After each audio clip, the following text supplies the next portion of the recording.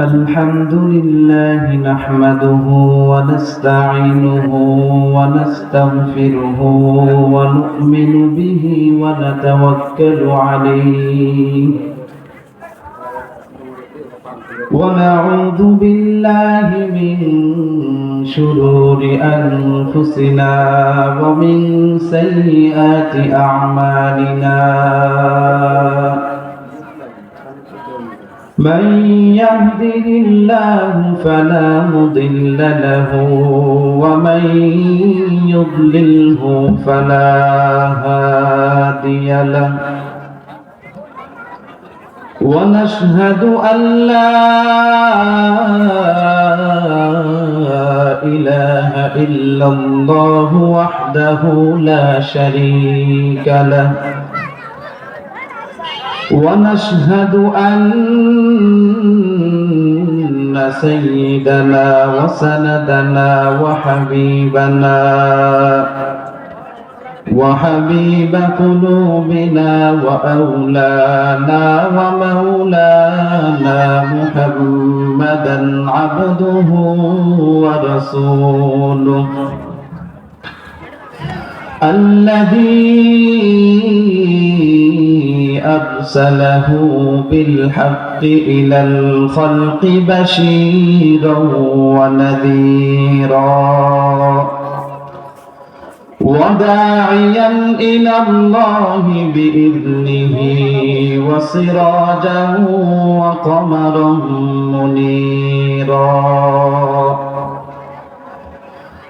أما بعد فقد قال الله تعالى في كلامه المجيد والفرقانه الحميد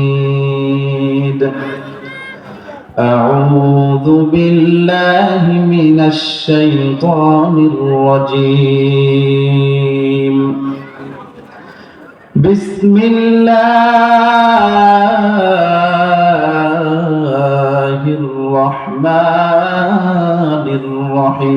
الرحيم إن الذين آمنوا وعملوا الصالحات كانت لهم جنات الفردوس نزلا وقال النبي صلى الله عليه وسلم يصبح الرجل فيها مؤمنا ويمسي كافرا ويمسي مؤمنا ويصبح كافرا صدق الله العظيم وصدق رسوله النبي الكريم ونحن على ذلك من الشاهدين والشاكرين والحمد لله رب العالمين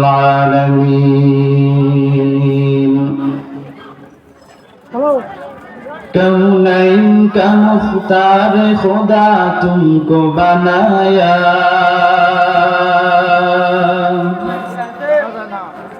कौनैन का मुख्तार खुदा तुमको बनाया उम्मत की निगाहबान खुदा तुमको बनाया उम्मत की निगाहबान खुदा तुमको बनाया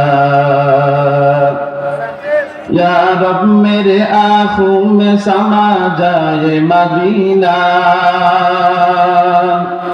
या रब मेरे आँखों में समा जाए मदीना मुद्दत से मेरे दिल में तमन्ना है मदीना मुद्दत से मेरे दिल में तमन्ना है मदीना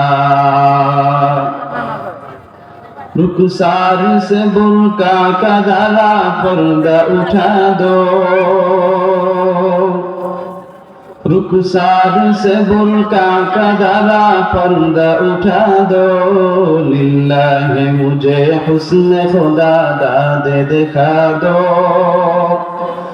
लिल्लाह मुझे हुस्न खुदा दादे दिखा दो। ऐ बहर करम सदका हुसैन इब्ने अली का,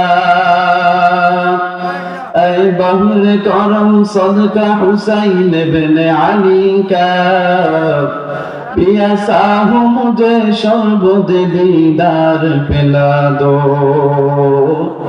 प्यासा हूँ मुझे शरबत दीदार पिला दो। मैं दूर हूँ मजबूर हूँ ऐ सैयद आलम, मैं दूर हूँ मजबूर हूँ ऐ सैयद आलम, दीदार दिखा देने की आवाज सुना दो, दीदार दिखा देने की आवाज सुना दो। अल्हम्दुलिल्लाह, আল্লাহ পাক রব্বুল আলামিনের দরবারে শুকরিয়া আদায় করি যে আল্লাহ পাক রব্বুল আলামিন আপনাকে আমাকে দয়া করে মেহেরবানি করে এই ফিতনা ফাসাদের যুগে যাচাই করে বাছাই করে এই জান্নাতের বাগানে আসার এবং বসার এবং সেই সাথে সাথে তিনি কিছু কথাবার্তা বলার এবং শোনার তৌফিক দান করলেন। এজন্য সকলে দিল থেকে আল্লাহ রাব্বুল আলামিনের প্রতি শুকরিয়া আদায় করি, সকলে বলি আলহামদুলিল্লাহ। আবার ওই আল্লাহ রাব্বুল আলামিনের দরবারে শুকরিয়া আদায় করি যে আল্লাহ পাক রব্বুল আলামিন আপনাকে আমাকে দয়া করে মেহেরবানি করে ঈমান নামক দৌলত দান করেছেন। আল্লাহ রাব্বুল আলামিন চাইলে আপনাকে আমাকে ইহুদি খ্রিস্টান হিসেবে জন্মগ্রহণ করাইতে পারতেন, কিন্তু আপনাকে আমাকে মুহাব্বত করেছেন, ভালোবেসেছেন। আপনাকে আমাকে যাচাই করে বাছাই করে আল্লাহ রাব্বুল আলামিন মুসলমানের ঘরে জন্মগ্রহণ করাইয়ে আল্লাহ রাব্বুল আলামিন আমাদেরকে ঈমান নামক দৌলত দান করেছেন। তো আবারও দিল খুলে আল্লাহ রাব্বুল আলামিনের প্রতি শুকরিয়া আদায় করি, সকলে বলি আলহামদুলিল্লাহ। দরুদ ও সালাম পেশ করি ওই মহান ব্যক্তির উপর যাকে সৃষ্টি না করলে আপনি আমি এমনকি পৃথিবীর কিছুই সৃষ্টি করা হতো না। ওই মহান ব্যক্তির উপর দরুদ ও সালাম পেশ করি, সকলে বলি সাল্লাল্লাহু আলাইহি ওয়াসাল্লাম। মুহতারাম হাজিরিন, আমি আপনাদের সামনে আল্লাহ রাব্বুল আলামিনের পবিত্র কালামুল্লাহ থেকে একটি আয়াত আপনাদের সামনে তেলাওয়াত করেছি। রাসূল করিম সাল্লাল্লাহু আলাইহি ওয়াসাল্লামের অগণিত হাদিস থেকে একটি হাদিসের অংশ আপনাদের সামনে তেলাওয়াত করেছি। আমি আমার উক্ত তেলাওয়াতকৃত আয়াত এবং হাদিসকে সামনে রেখে কিছু কথা বলার চেষ্টা করব ইনশাআল্লাহ। এটা একবারে ক্লিয়ার করো। আপনারা সকলে আল্লাহ রাব্বুল আলামিনের কাছে দোয়া করবেন, যতটুকু সময় আপনাদের খেদমতে কথা বলবো আল্লাহ রাব্বুল আলামিন যেন আমি গুনাহগারের জবান থেকে যেন কিছু মূল্যবান কথা বের করে দেয়, যেই কথার মাধ্যমে আমার এবং আপনার উপকার হয়। সকলে বলি আল্লাহুম্মা আমিন। মুহতারাম হাজিরিন, আল্লাহ রাব্বুল আলামিন পবিত্র কোরআনের মধ্যে ইরশাদ করেছেন, ইন্নাল্লাযীনা আমানু ওয়া আমিলুস সালিহাত, ইন্নাল্লাযীনা আমানু, নিশ্চয়ই যারা ঈমান এনেছে, ওয়া আমিলুস সালিহাত, এবং আমল সালেহ করেছে, অর্থাৎ ঈমান নিয়ে আসার পরে ঈমান অনুযায়ী আমল করেছে। আল্লাহ রাব্বুল আলামিন বলেন, কানাত লাহুম জান্নাতুল ফিরদাউসি নুজুলা।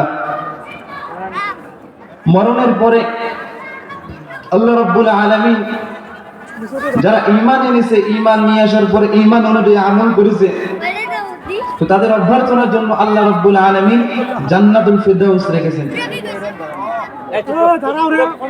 হাদিসের মধ্যে আসছে আল্লাহ রাসূল সাল্লাল্লাহু আলাইহি ওয়াসাল্লাম বলেন, ইউসবিহুর রাজুলু ফিহা মুমিনান ওয়া ইউমসি কাফিরান। আল্লাহ রাসূল বলেন, আমার উম্মতরা এমন একটা সময় আসবে, যে আমার উম্মতরা এমন একটা জামানা অতিক্রম করবে, যে সময় আমার উম্মতরা সকালবেলা ঈমান নিয়ে ঘর থেকে বের হবে, আবার বিকেলবেলা যখন ঘরের মধ্যে ফিরবে, আল্লাহ রাসূল বলেন ওয়ায়ুমসি কাফিরun, বিকেলবেলা আবার যখন ঘরে আসবে সে কাফের অবস্থায়, বেঈমান অবস্থায় ঘরের মধ্যে ফিরবে। ওয়ায়ুমসি মুমিনান, আবার বিকেলবেলা যখন ঈমান নিয়ে ঘর থেকে বের হবে, ওয়ায়ুসবিহু কাফিরান, আবার সকালবেলা যখন ঘরে ফিরবে তো কাফের অবস্থায় ঘরের মধ্যে ফিরবে।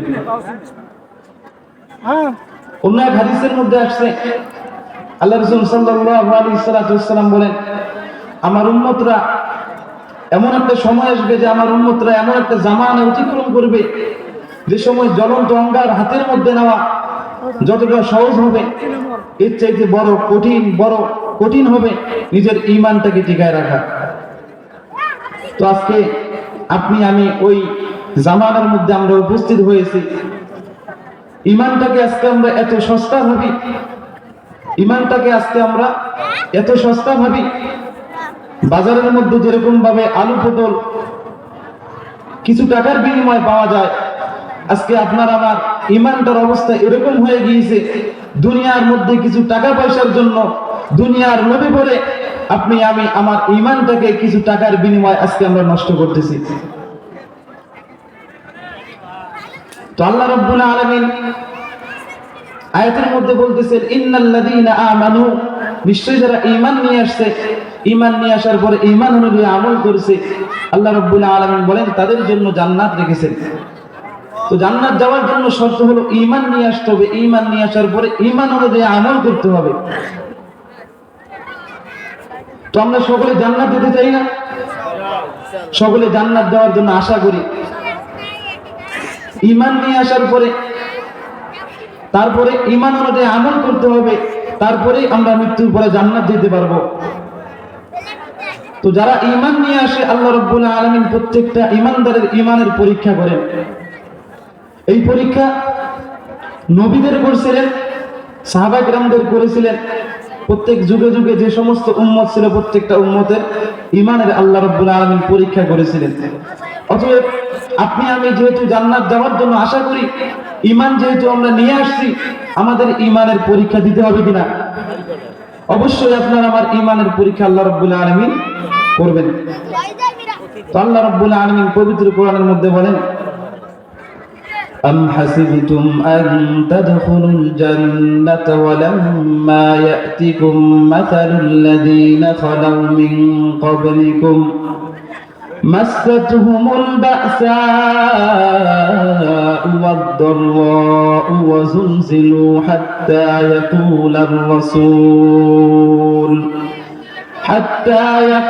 الرسول والذين آمنوا معه متى نصر الله ألا إن نصر الله قريب।